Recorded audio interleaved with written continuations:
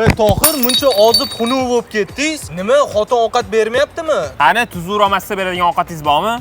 Ketdi.